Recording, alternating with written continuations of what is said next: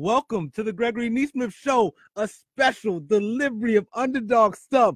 Shout out to all the underdogs listening both in Harlem, in New York City, and around the world. It's time for us to do what we do every week, and that's explore how underdogs get their swagger back in today's society and culture. And we do it from all the angles, the unavoidable, the underreported, the underrated, the unbelievable, and there's always some unbelievable stuff going on, the unsaid, the unconventional, underdog stuff. Each week, topics inspired by our personal lives, inspired by current events, some old events, some turnarounds, some ones that work, and even the ones that maybe didn't work out so well. There's something to be learned in that too. And I know folks enjoy this too. We also get into a pinch of politics. With that, you have your host, Gregory Neesmith, to take you on that journey. Content creator, certified coach, business consultant, and overall into spreading special stuff. As always, the show will go through a couple different segments. We'll likely get into some unavoidable news. We'll likely get into some swagger back commandments and under the week. And as always, we'll end the show with an underdog spotlight. Today's episode 87, and I think we're going to call it, I Wish I Was a Kid Again. Maybe not. Maybe you do, maybe you don't. We'll talk about it. I will start here, though. You ever have a plan? Working on your plan about how everything's going to go in whatever it is, right? You wrote a little note to yourself, got a little outline, got a script you're going to follow. You got like a program, kind of like, for those who may have watched Aretha Franklin's Homegoing, there was a program and there were scheduled guests and they had certain time limits. There was a plan. Sometimes we got plans. And my mom often would remind me, speaking of, I wish I was a kid again. When I was a kid, my mom and dad always had a bunch of sayings. Every time they say something to me, there'd be like a saying attached to it. And one of my mom's favorite sayings that I always remember, she goes, "We make plans and God laughs." God. We make plans, God laughs. Well, I had a plan this week. I always have a plan coming into a show. I start preparing for the show like around Tuesday, Wednesday, starting to get my thoughts together about what the theme's going to be. Start figuring out some news stories, start figuring out some personal stories, start getting some feedback from you, the listeners, and pull together, hopefully, a special delivery of underdog stuff. And like every week, I had a plan going into today. And the actual original title of the show was going to be Stop Kidding Around, which is actually one of the Swaggerback Commandments. And this whole idea of there's things that happen to us when we're younger that we get to unlearn when we're older, and that's part of us rediscovering our special stuff, getting our swagger back. And Saturdays are my stretch run, the final leg of show prep, making sure I'm ready to go on Sunday at noon Eastern Standard Time at WHCR 90.3 FM, the voice of Harlem. And so yesterday, I am about to unwind a little, take a work break. It's a beautiful summer day. And I figured, hey, I'm going to go for a bike ride. One of the things I loved as a kid, talking about wish I was a kid again, or maybe not, maybe so. I love riding my bike. It felt like an escape for me. Just me, my bike, the road, the sun, the wind. Just zone out. Pretend I'm in the Tour de France, racing through the mountains of France.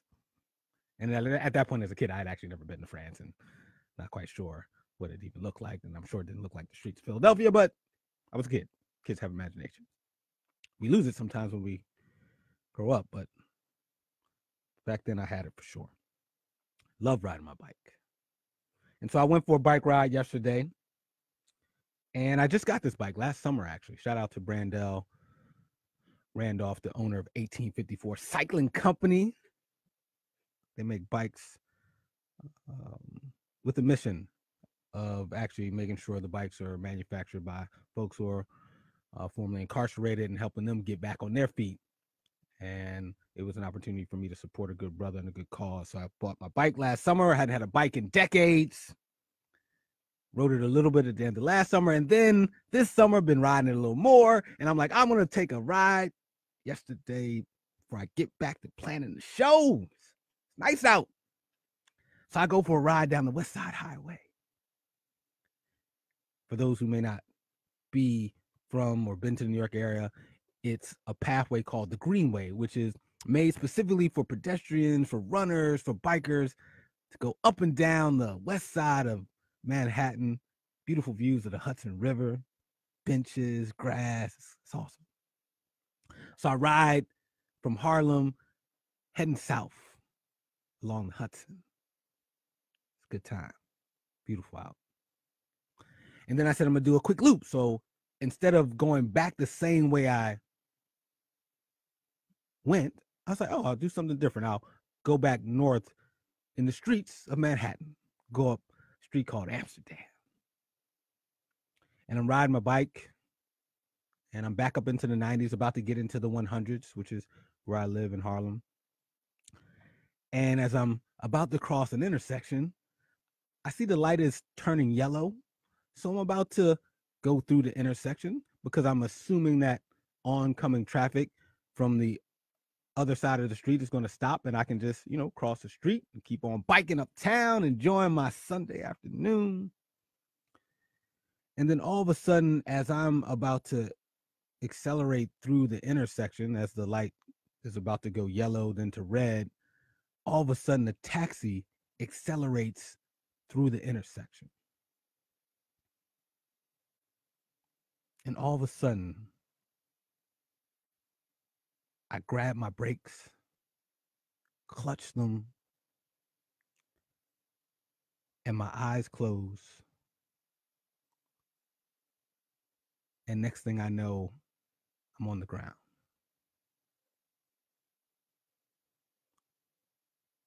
And I look up and I see a cab that's now gone through the intersection and stopped. There's another biker on the other side of the street yelling and screaming with the taxi driver.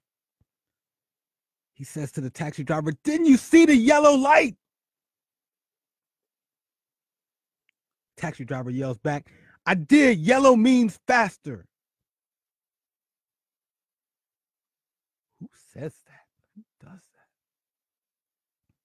Mind you, now I'm up on my feet. I'm looking around and I'm thinking to myself, is something broke? Am I okay? What's the deal? And miraculously, there's blood, but it's coming from my elbow that I used to break my fall, although I couldn't tell you for sure because all I remember is grasping the brakes, and then literally the next time I open my eyes, I'm like up and just wondering, like, am I okay? And it turns out bike was okay. I was physically fine, but definitely rattled, a bit in shock. And I would get up and ride on back home. And then the rest of the night last night, just couldn't get back into the groove of planning. I think just in shock. Almost getting hit by a car made me think of a lot of things. Made me actually also think back to when I was a little kid, when I had a really bad bike accident and flew over the top of the handlebars, and it took me back to a memory that I'll never forget. And so, all that being said, I'm good. Physically, for sure. Mentally, was a little discombobulated yesterday and this morning. And at the same time, grateful to only have a bruised elbow to show for it all. And grateful to be here on this Labor Day weekend and back on the mic and back with you. And doing it for the 87th time. Yeah. So that was my Saturday into Sunday. Hopefully you had a less eventful Saturday into Sunday. I will say, made me think about a couple things. Just what am I grateful for? What did I do wrong?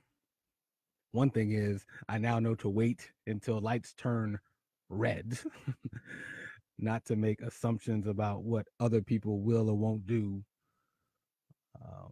But I'm looking forward to getting back on my bike though. And it's actually one of the things that I think about when I was a kid, that things would happen and there was a bit of fearlessness and, you know, just get knocked down and dust yourself off and get back up again.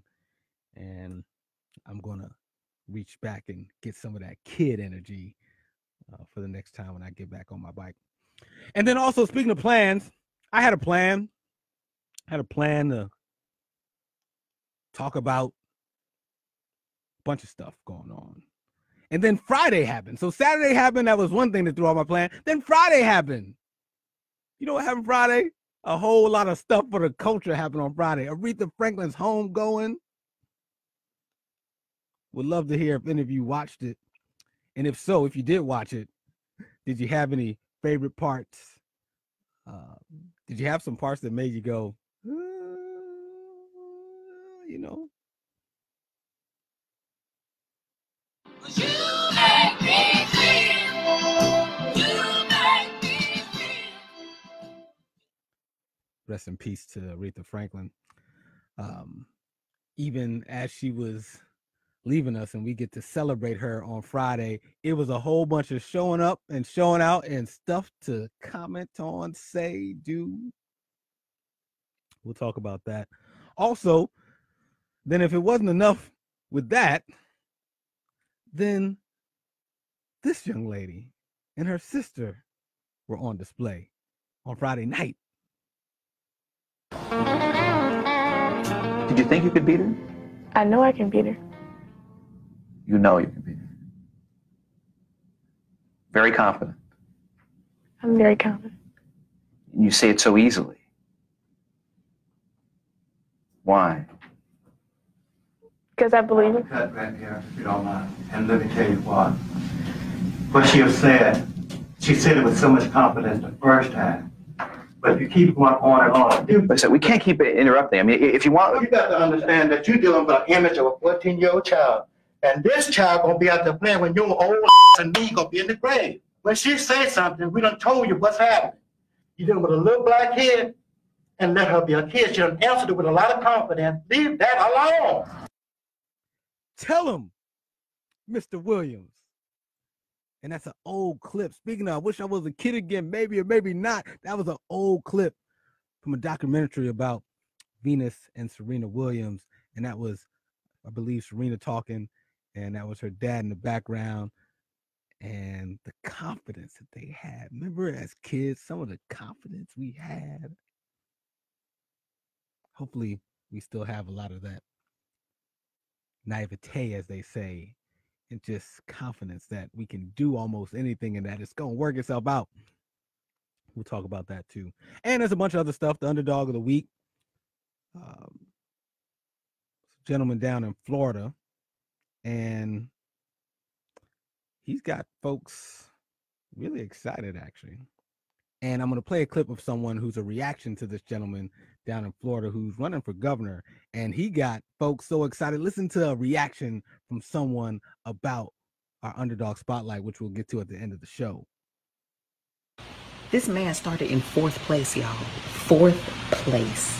He was counted out by everyone, outspent by millions. There was a billionaire running against him, using his own money to fund the campaign. And he won, y'all. He won. What you not gonna tell me is that my God does not promise everything in this world to you. All you have to do is believe. You can literally be whatever you want to be. Whatever you want to be, because my boy is about to be the next governor of Florida. Does anyone know how crazy that sounds? Like, it sounds amazingly crazy. It sounds like what you pray for when you grow up and you get these degrees and you hope that the people you know are coming with you. We are with you, Andrew. We are so proud of you. So proud of you. It's a big deal. I have to be honest. I've been watching this race. I did not think Gillum could do it. I Oh, thought but God. organization against him, and I was wrong. Oh, you wrong. Former Yeah. Congresswoman, you're right. There was a former Congresswoman. There's also the former. Oh, shout out to Lauren Grant, founder and CEO of Access Granite, and a FAMU alum, and someone who lives in Harlem now, and good people. And that was her impromptu and spontaneous reaction to our underdog spotlight, which we'll get to later in the show, who was a gentleman named Andrew Gillum. And if you haven't heard about him, you'll hear about him before we get out of here today. Shout out to Daryl checking in, saying, "What's up, G?" Hey, I say what's up right back to you. Happy Labor Day weekend. And we're going to go to the phone lines. I believe we have one of my favorite callers on the line. Name and where you're calling from. Hi, Deborah from Manhattan. Deborah, talk to me. How you doing? Listen, I'm so glad you're okay. Thank you. But did you go to the hospital? I didn't. Okay, you should get checked out. You should still get an X-ray. That is fair. You are. I can't even disagree with you. I know I'm right. Anyway, listen. In terms of people driving, I stopped by one day at the DMV to get a booklet for a cousin of mine, and I was sitting there waiting for someone else. They were going to meet me there, so it took me some time. They were late, and I asked this young lady. I said, "Is the test difficult?" She said, "I don't read that." She said, "All you have to do is use your common sense." That's what's behind the wheel. Ooh, well. Okay, I'm just saying. Well, as I think we all know, everyone has a different version of their common sense, and I had never heard anybody say this before. Literally, another guy across the street yells at the guy going, "Didn't you see the yellow light?" And the taxi driver yells back, "Yellow means faster." You're so lucky, because people are like, they're just driving away. Yeah. They don't even stop. Yeah, and even though he made a comment that I've never quite heard before, he did stop. We yelled it out. I was just grateful that I was okay. And yeah, I think, driving is one of those things where you get a license once and then we kind of never check in on you ever again. You can just keep driving for years, even if you don't know what you're doing. But I'm grateful to still be here and be back on the airwaves today. So as always, Me too, Gregory. Hey. So yeah, so I'm a little thrown off today, but I'm here. I'm grateful, and I'll go enjoy a little bit of the sunshine once I get on out of here. But you always put a smile on my face. We can still talk to you. We don't have to have we don't have to, we can talk about sister, having the homecoming, but we don't want that for you right now. No, and I appreciate that. We want to talk about it for her. It was her time. No, not at the expense of somebody else's stupidity. I'm just glad that you're here. Hey, I appreciate you, Deborah. And just one thing though, before you go, did you watch any of it? Most of it I did. Okay. And I thought that it was great, actually. Yeah, I think folks got a little peek into how we do things, especially when it comes to homecoming. But I was really I loved it. I really did.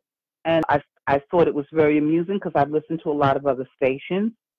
And of course, it was heathenistic, the things that Black people were saying, because this was all about Trump yesterday. And Aretha would not have approved of that. No. So I kind of laughed at that because, Aretha has been, quite much of an activist. Yes. Okay. And I think that she would have approved of it. Yeah. Nobody jumped up and stepped on her, up on her casket. No one said anything disrespectful about her. Life goes on, and I think she wants her people to be free. Yes, they do. Yes, she does.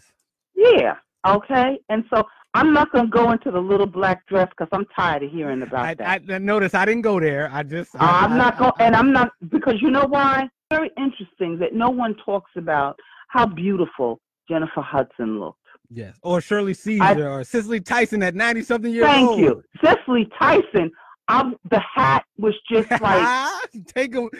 No, I'm serious. It was beautiful. I looked at that and I was like, this was beautiful. I mean, I've seen her in hats unlike other people. So I'm used to seeing her being unlike other people. But I really, really, really liked that. I thought it was beautiful. Yes. And I'm like, nobody mentioned how tasteful Jennifer looked. well, but guess what? That's why we got these phone lines in this show, because guess who just mentioned it? Me. Yes, indeed. I Yes. appreciate you, And Deborah. thank you, Gregory. I'm so glad you're better. Hey, And go see about it. no, I appreciate that. And thanks for Okay. sharing about also some of the good things that happened during the And week. have something good to eat, something that you really, really like. You're right. I'm going to treat myself after this Yeah. afternoon. Bye. All right, now, Deborah, appreciate you. And that was Deborah from Manhattan sharing about a couple things. Telling me to be careful in these streets, which is true. Common sense is a little hard to find sometimes these days out here. For some people, yellow means go faster. For me, it meant slow down. But either way, I get to be more careful out there on my bike. And she says I should go get a little checkup. Shout out to Daryl, who says, don't go to the hospital, but he says instead go to urgent care for faster service and far cheaper costs than the ER. Thank you, Daryl, and thank you, Deborah, for looking out. And he says he does wish he were a kid again. We had a lot of fun growing up. No bills, no work, no worries. And I can relate to exactly what Daryl's saying, because Daryl and I go way back. Known each other for over 30 years. It's a blessing to have people you've known in your life for a long, long time. It's cool to meet new people, nothing wrong with new friends, but it's also good to have the balance of folks who've been there along the entire journey. Shout out to Daryl, the 215 showing up in the 212, and shout out to Deborah in the 212 showing up in the 212. I wonder, do you want to be a kid again? Maybe, maybe not. I do often think about this kind of complexity of, I don't necessarily want to be a kid again, but there are things that I remember about when I was young that I wish I still had or approached life in some of the same ways I did when I was a kid.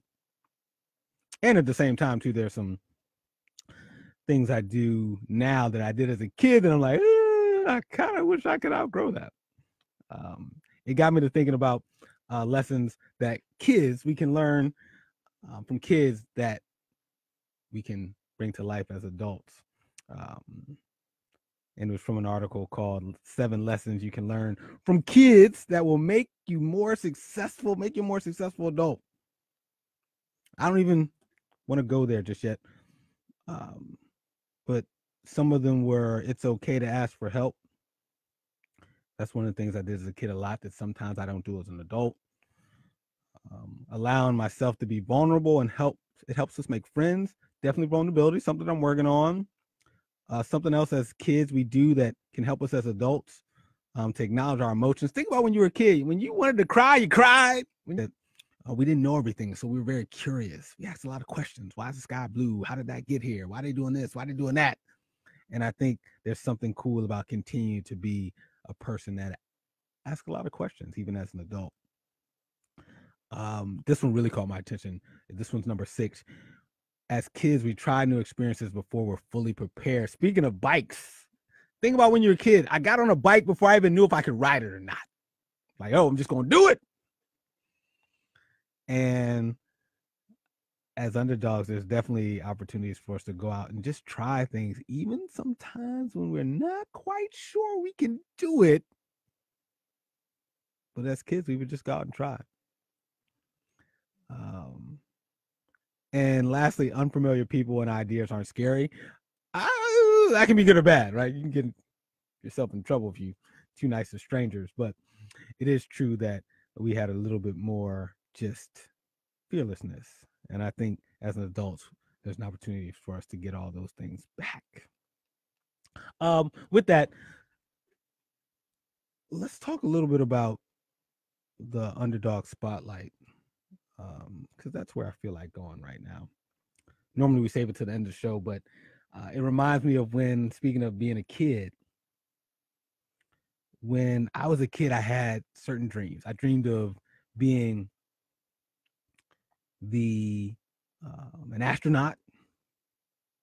I dreamed of being a talk radio show host. Check. Took me a little while to get there, but I finally made that happen a few years ago. Grateful to be on the airwaves doing that now. I always wished that I was this like guy you would call to help fix things. Be like a turnaround guy. If something's not working out, call me and I'll help you figure it out. I just wanted to help people. And to a certain degree, I get to do that now. And one of my other dreams was to be mayor of Philadelphia. Yep, mayor of Philadelphia, my hometown, city of brotherly love.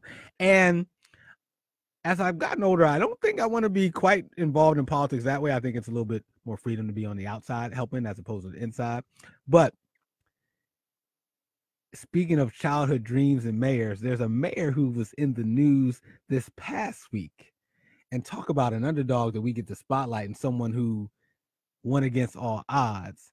It's this gentleman right here. Right here in the state of Florida tonight, we have shown the rest of the country that we can be the David in the situation where there's a Goliath.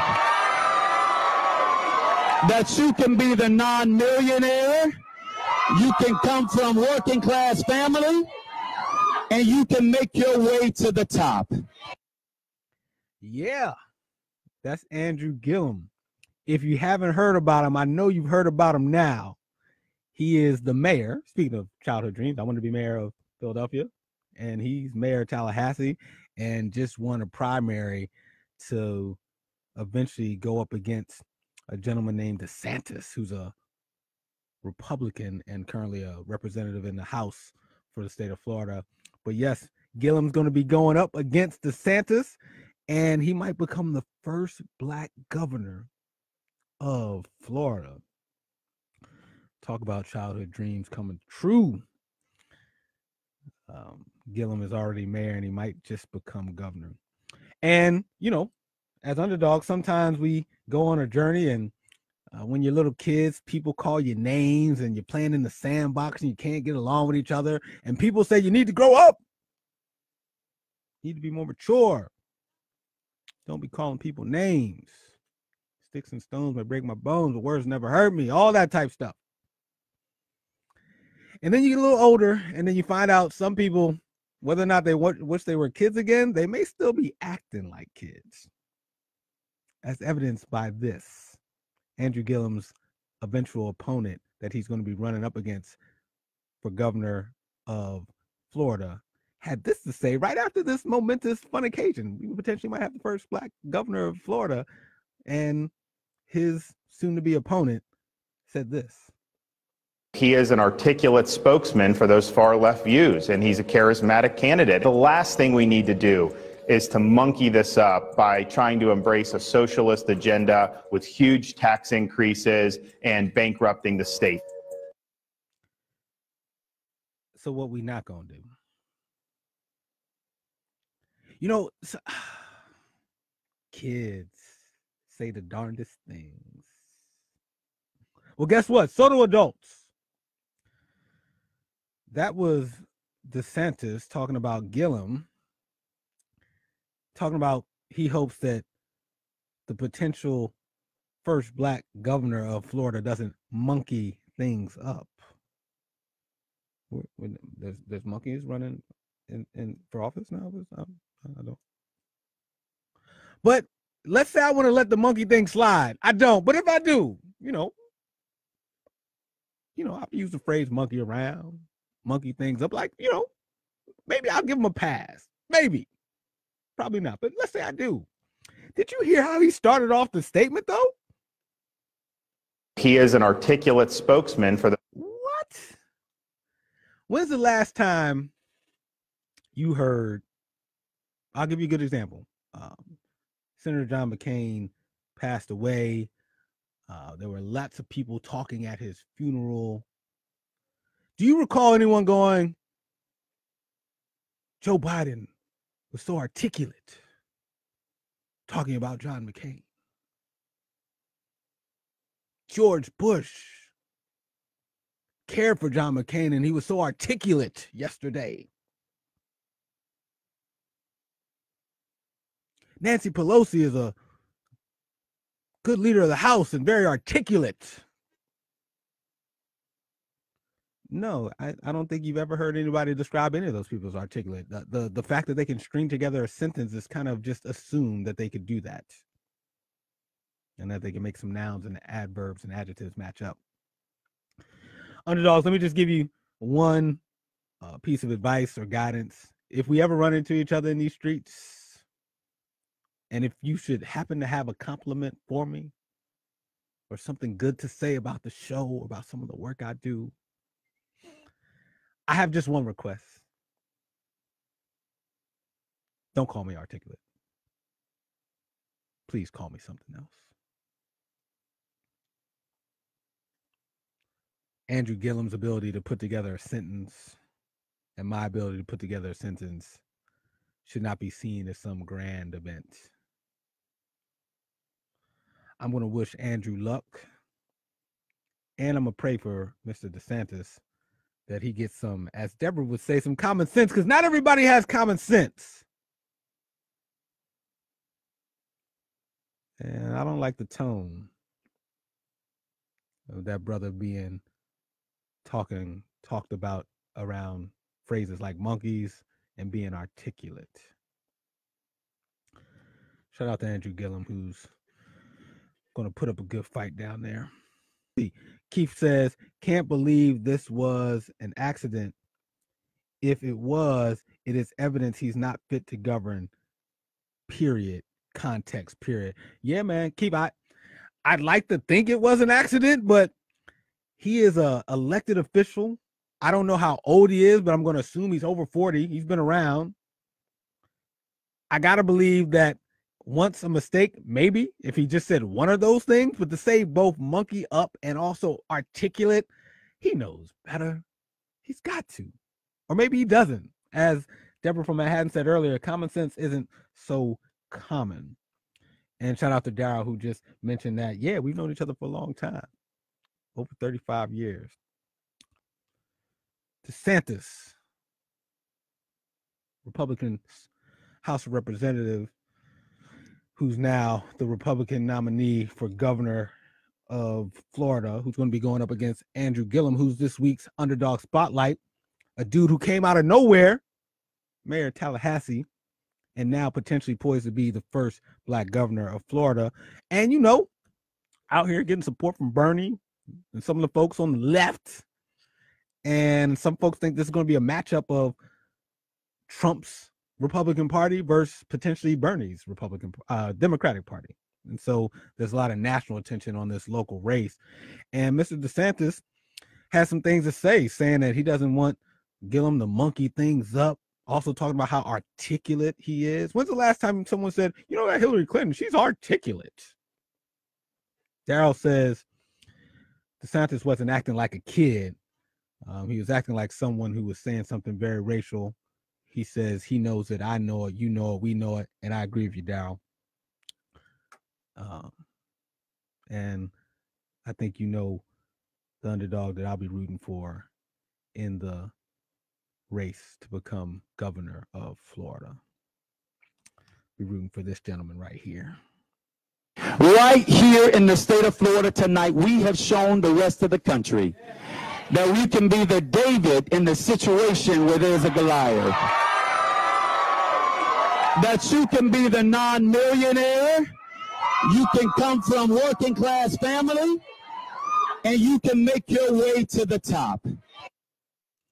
Yes, sir. With that, we are out of time. Hour flies by. With that, I want to say a couple things. First, happy Labor Day weekend to all of you. And while it is important, the work that we all do, it's also equally important that we take some time to rest and recharge. And so I am hopeful that each of you will take a moment to not labor and reconnect with yourself, with your family, your friends, and take a break. And if you have a cookout, you know, let a brother know. Gregory at GregoryNeesmith.com. You know, y'all got a cookout, I want to be there. I like a good cookout. With that, thank you to all the folks listening on WHCR 90.3 FM, the voice of Harlem, whether it's on your radios, your laptops, your iPhones, however you're doing it. I appreciate you. This is the voice of Harlem, and I'm grateful to be a part of it. Also, shout out to all the callers and folks commenting, Deborah, Keith, Daryl, and the folks who didn't comment. I still feel you, and I appreciate you. As always, there's a live show Sunday, which is now, and then there's a podcast Monday. So if you miss any of today's show, there'll be a podcast version of it on GregoryNeesmith.com or the GregoryNeesmithShow.com, or you can just search the Gregory Neesmith Show on places like iTunes, Spotify, Stitcher, and Google Play. Shout out to Megan, my live show producer, and my podcast editor, Kayla, for making it happen. Let's continue to spread special stuff together. Let's work together. You can reach me at GregoryNeesmith.com, and yeah, we can figure it out. There's a lot of underdogs out there that want to get their swagger back in business and in life, and I'm all for it. With that, we've come to the end of the show, and you know how I'm going to end it. I'm going to end it with my favorite quote. And that favorite quote is this. But before I say it, one last thing. I got a newsletter that I just created last week. So if you go to GregoryNeesmith.com, click the subscribe button, and then you get updates about content, about new events, and I'm going to be planning some live events, a whole bunch of stuff coming. So just sign up for it, and then I'll keep you in the loop because there's stuff that happens outside of just Sundays. With that, I'm going to leave you with my favorite quote. Are you going to say it along with me? I hope you say it along with me. Underdogs. Can't nobody do it like you do it. Nobody. Peace.